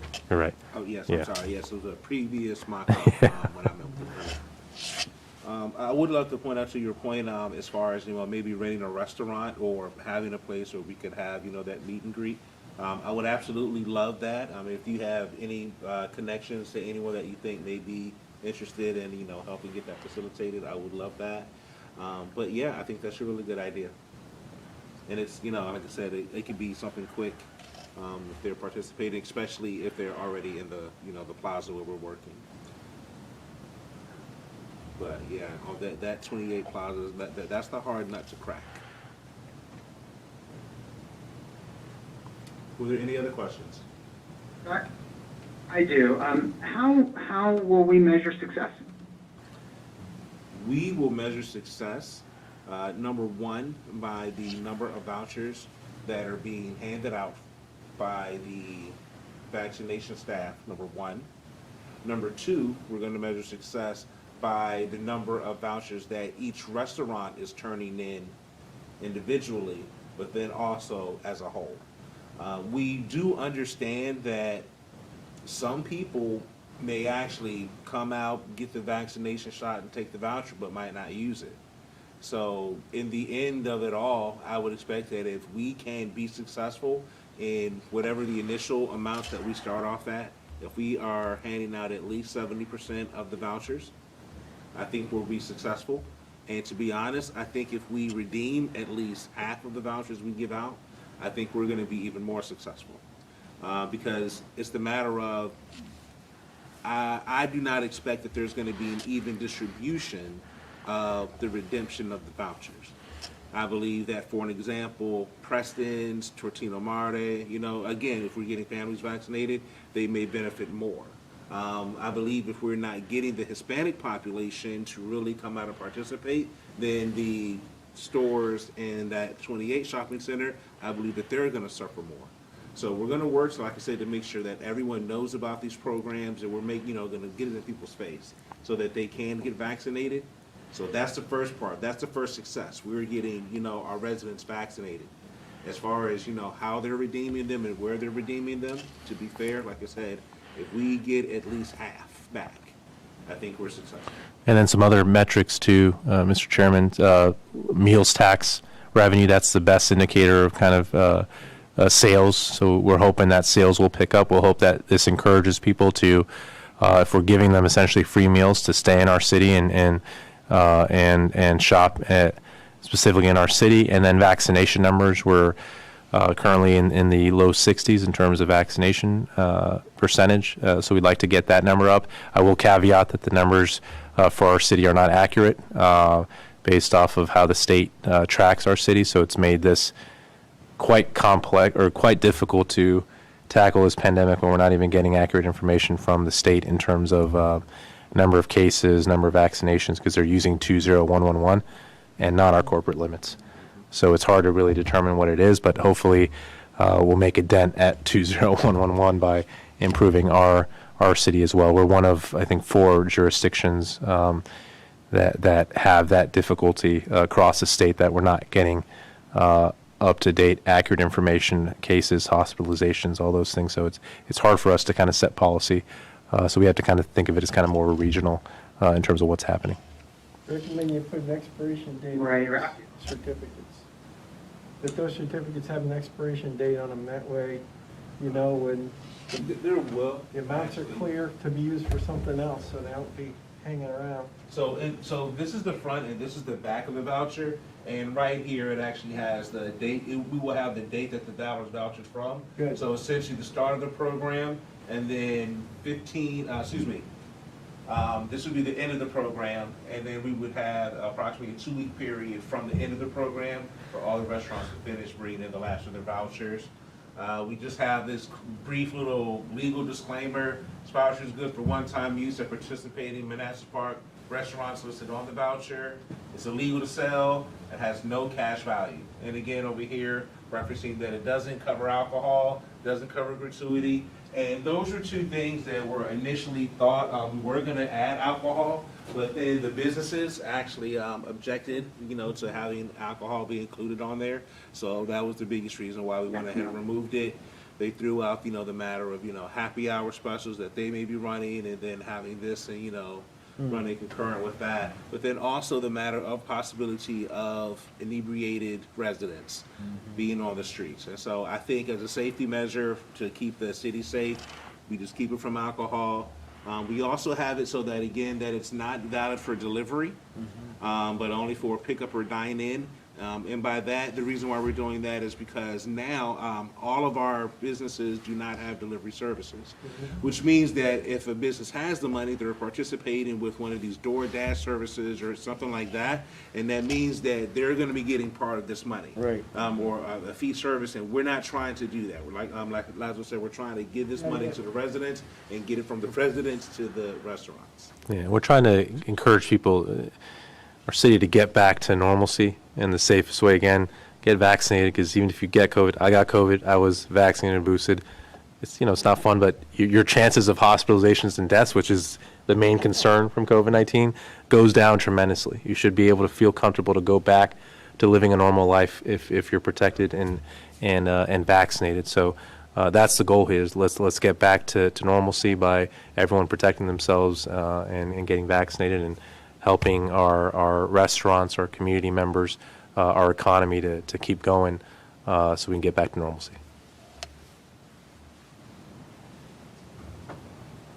I do have a question, and I'll apologize up front for it.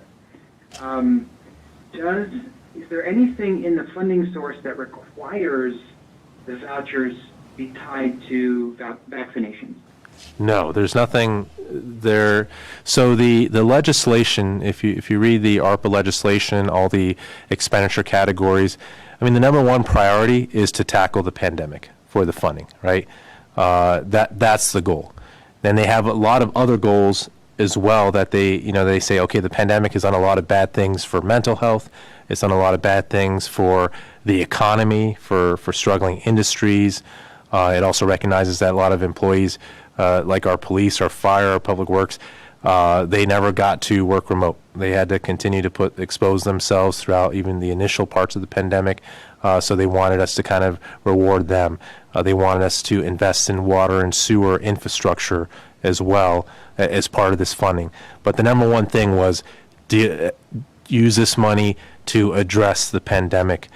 So we're kind of combining two of the top priorities in one program, right? We're helping with economic recovery, but we're also helping directly address the pandemic through a more, incentive-based program for vaccinations versus kind of, mandates that you see in other parts of the country. We're trying to just encourage people nicely and giving them rewards and thanking those who've done their part to deal with the pandemic and give them give them these incentives. And we're helping out directly our residents, which is the goal of the governing body, help out our residents and help out our businesses to get through these times. And that's why we structured this program.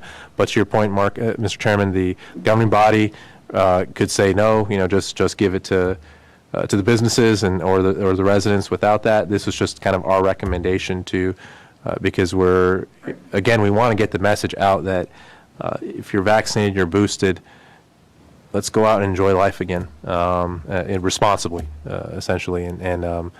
So that's the goal of this program. Whether it will remain that way, we'll see when we present this to the governing body, whether they'll want to continue that way or not.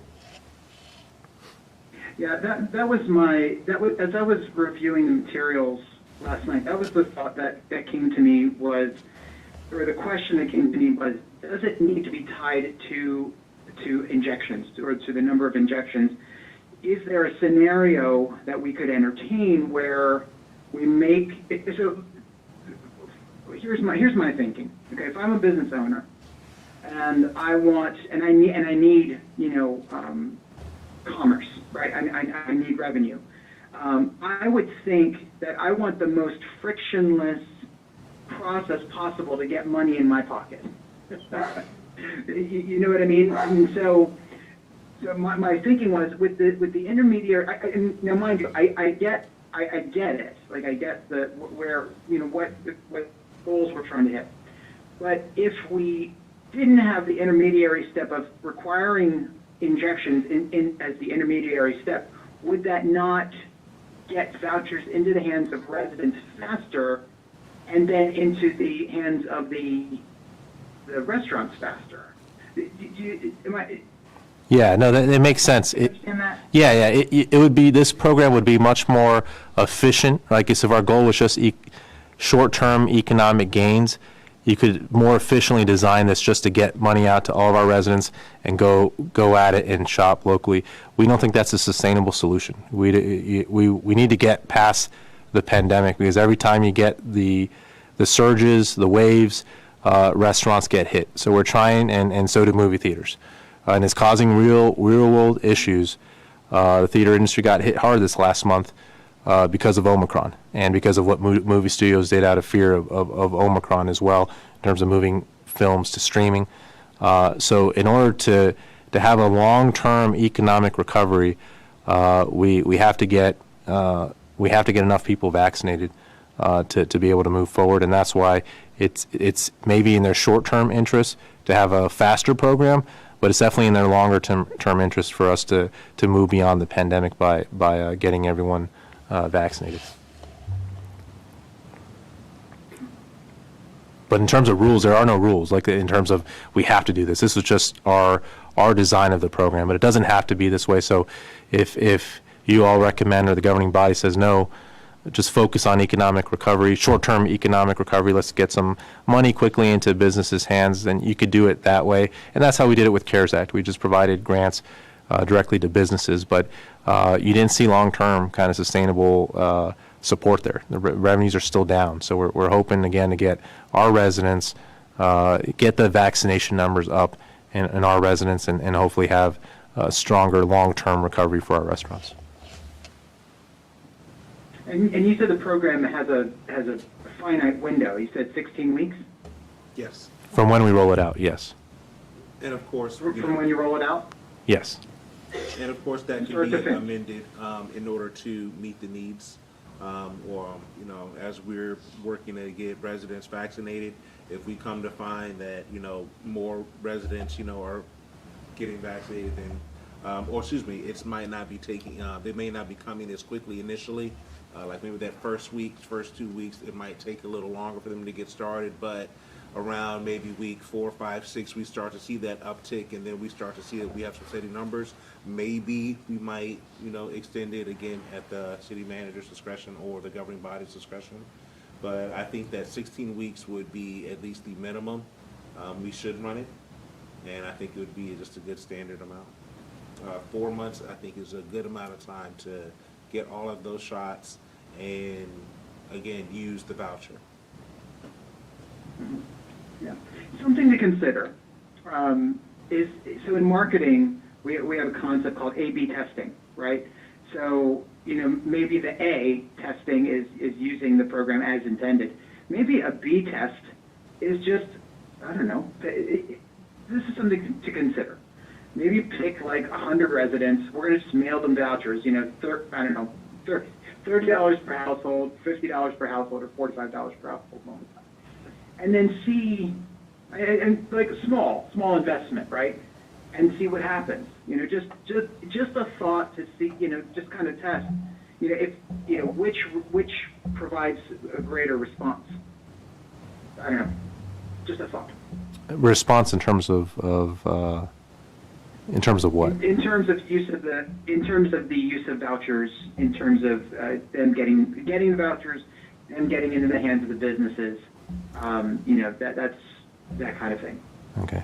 Yeah, I don't think there would be a difference in terms of using the voucher, especially because our events will be at the shopping center. So if you're out there, why not go in there? So we're actually bringing it directly to them versus in the mail. A lot of people really don't check their mail, or they may not kind of understand it there. While we're there, we can explain the program a little bit more to people so we can have the dialogue.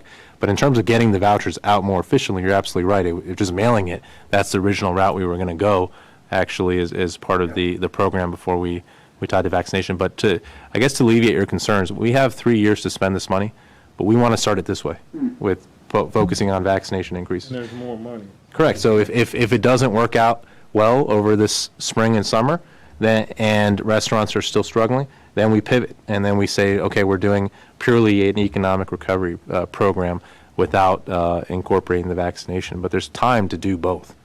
And if I may, before I answer, what I'd also like to have you envision with this process is that I don't want you to envision the long lines that you see outside of Patient First or CVS when this thing first happened. What I want you to imagine is a city event where in this shopping center you may see some popcorn machine, you may see a clown walking around, maybe somebody's giving out balloons to children. You're going to see a little tent where you can come and register and stuff. And then, you know, again, working to actually create it as more of an event, we would promote, you know, hey, we're going to be here. You can come get your COVID vaccination and things like that. So it's going to be, I'd like you to think of this more as a city event, and again, and not just the traditional stand in line to get your shot. And so, like Laszlo said, when you're there, we're striking on that heat of the moment right now. I have a voucher, and there are 5 of the places on this list are right here. And so we want them to get it and use it right away. Because, like you said, you know, if you get it and then, oh, well, I plan to use it later, and then you never use it, yes, you're vaccinated, but it didn't help any of the restaurants. Mm-hmm. And again, we don't want to play favorites, so that's where we do all 3. Please. One hybrid, We got it. one hybrid might be to do something like that when you have leftover funds after the first 16 weeks. It's just a first come, first served. Yeah, without the vaccination. Without the Yeah, vaccination. absolutely. I think you're absolutely right. Like, if this program is not successful, but again, because we have the 3 years, we want to test this one out first. And to Lamar's point, we don't have to print out all the vouchers immediately. So you print out X number of vouchers. The program's successful, great. We keep going. If the program's not successful, then we pivot and we see how else we can quickly get the aid out to our restaurants and our residents. To the point, like you're saying, we think that multiple vouchers for $15 for this series of shot gives you a good amount. $45 is a good amount. But again, if we need to print less vouchers for higher amounts, like you said, and do it on a first come, first served basis, and we're going to be here, we're giving out $50 vouchers to Manassas Park residents, they get vaccinated, or so there's, you know, and then after that, well, you know, next time you got to be quicker. You know, we want to make this something that people want, and that's the other thing too. Because we don't have a lot of mainstream commercial franchise restaurants, well, we're getting the Cookout, but until then, you know, we have a lot of mom and pop shops. So we need to get them on board to help promote this as well. Not just for people getting vaccinated, but also, yes, go get your voucher so you can come bring it here. Yes, we will take it. We have to get that type of passion going on in the business, in the restaurant community for this program to be successful. And so that's what we're working on right now. I think we're going to get people to come out because we're going to promote and market, you know, this until the wheels fall off. But like Laszlo was saying, you know, we'll start off small, you know, check our results, you know, check for the successes, maybe offer tweaks, and then, like I said, go from there. A for creativity. Thank you. All right, do we have a motion then to take this forward, to essentially empower Lamar to take this to the governing body? Is there a motion on the floor? So moved. Second. All those in favor? Aye. Aye. Aye. Aye. Any opposed? Motion carried. Thank you all. Good All job. right. Good job. Well done. Well done. Thank you. All right, next on the agenda is the chairman's report. There is no chairman's report for this meeting, except to say it's good to be together again and good to be back in action with you all. Next is the director's report. I'll turn it over to my fellow directors. Are there any items that any of my fellow directors want to bring up at this time or report on at this time?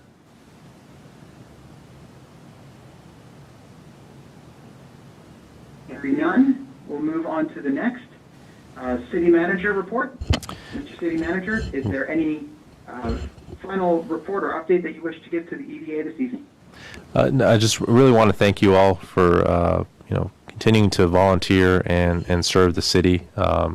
this downtown could not have happened without you all approving the bonds, helping out with the land transactions. So you guys are great, and I'm hoping that in a couple years, when this is all finally built out, the businesses are in place, and we have events, you guys can look at this as something you guys were a part of and critical.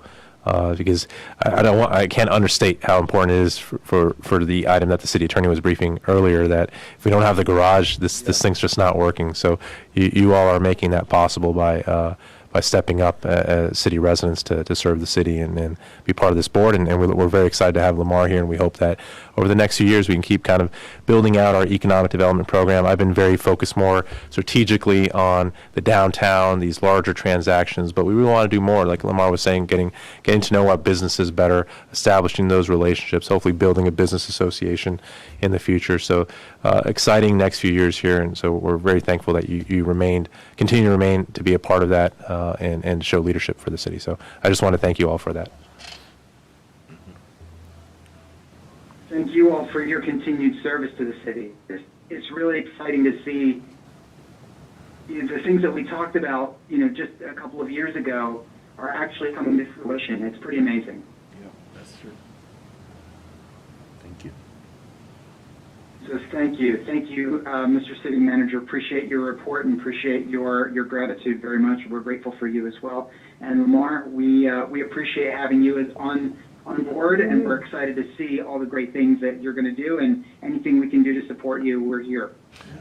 Thank you. I appreciate that very much. I'm still trying to figure out the format of this meeting, but I actually do think I have something that I hope to maybe have you consider, maybe have you maybe set something now. One thing is hoping to get an understanding of when we would have the meetings.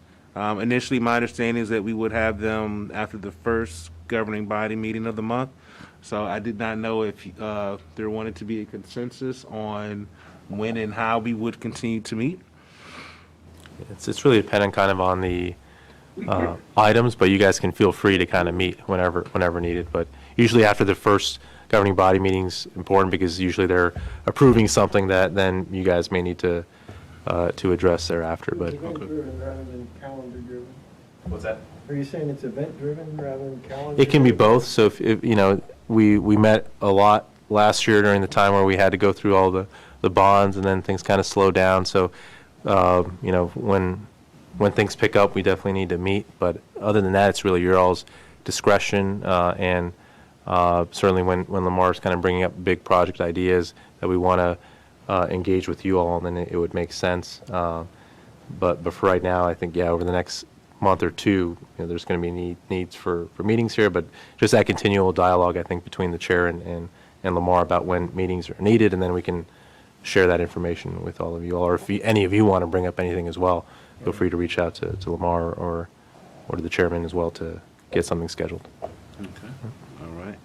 The other thing that I wanted... I think while we're, I was going to say, I think while we have everybody here, we were on a monthly cadence. The first Wednesday, I think, after of the month, I think that seemed to work for everyone. So if we want to schedule that next meeting, for say March 2nd or 3rd, whenever that Wednesday is, that seems to work for everybody. Sorry, Lamar, I interrupted you. No. Again, I was just gonna say, I am here for whenever y'all need me. So again, whether we meet monthly, semi-monthly, again, however you want to, I'm always available through email or phone call. So if you want to meet one-on-one, meet together as a quorum, I'm always available for you. Thank you, Lamar. Okay. The last thing I wanted to mention is Laszlo and I spoke briefly. I would like to do some more research, but I would definitely love for the EDA to have a standalone website separate from the city. So I would love to do some more research in regards of how we can get that set up and established. I would love feedback if you have seen a website design, if you see somebody's EDA site, but any input that y'all would have or preferences that you would have in regards of the research that I'm doing to get that established would be greatly appreciated.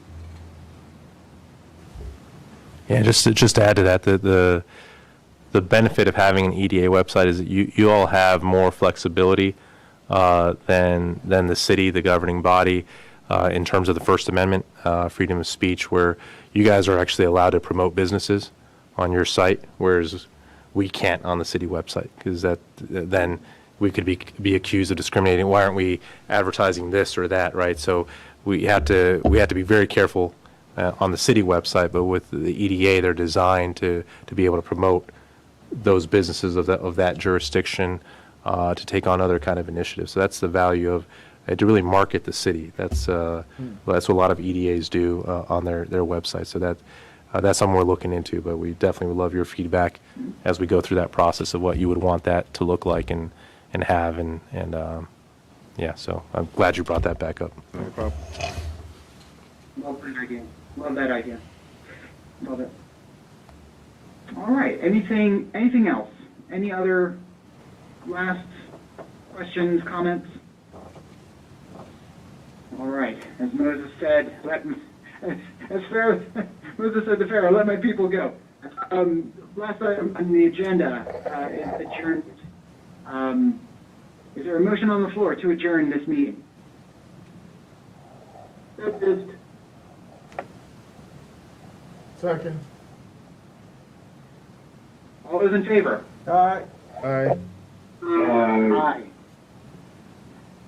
The motion is carried. We are adjourned. Have a great evening, everyone. Thank you all. Have a good night. Thank you. Thank you. Do we